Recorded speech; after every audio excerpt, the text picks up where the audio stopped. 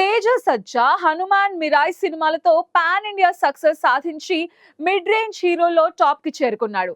Mirai 100 కోట్ల వసూళ్ల mark ని దాటి రికార్డ్స్ క్రియేట్ చేస్తోంది.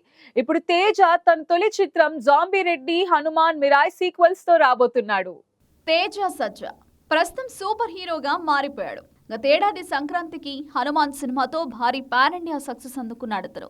ఆ తర్వాత పెద్ద పెద్ద అవకాశాలు వచ్చినా ఒప్పుకోకుండా అప్పటికే మేకింగ్ దశలో ఉన్న మిరాయ్ మీద దృష్టి పెట్టాడు. అందుకు ఇప్పుడు మంచి ఫలితమే దక్కింది. మిరాయ్ సైతం బాక్సాఫీస్ దగ్గర రికార్డ్స్ క్రియేట్ చేస్తోంది. 100 కోట్ల వసూళ్ల మార్క్ ను దాటి ముందుకు పెడుతోంది. ఈ చిత్రంతో మిడ్ రేంజ్ హీరోల్లో టాప్ కు వెళ్లిపోయేలా ఉన్నాడు తేజ.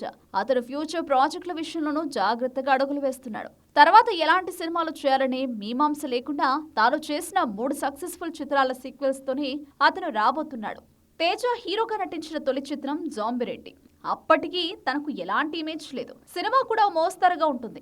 అందుకు తగ్గట్లే బాక్సాఫీస్ దగ్గర ఓ మాదిరి విజయాన్ని అందుకుంది. తర్వాత హనుమాన్ మిరాయ్ సినిమాలు ఘన విజయాన్ని అందుకున్నాయి. ఈ 3 చిత్రాలకు సీక్వెల్ రాబోతున్నాయి. జాంబీ రెడ్డి సీక్వెల్ ను ఇటీవలే అనౌన్స్ చేశారు. మిరాయ్ తీసిన పీపుల్ మీడియా సంస్థే ఈ చిత్రాన్ని కూడా ప్రొడ్యూస్ చేయబోతోంది.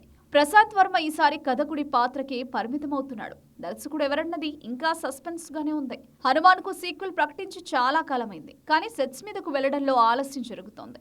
ఈసారి రిషబ్ శెట్టి లీడ్ రోల్లో కనిపిస్తాడు. కానీ అందులో తేజ కూడా ఉంటాడు.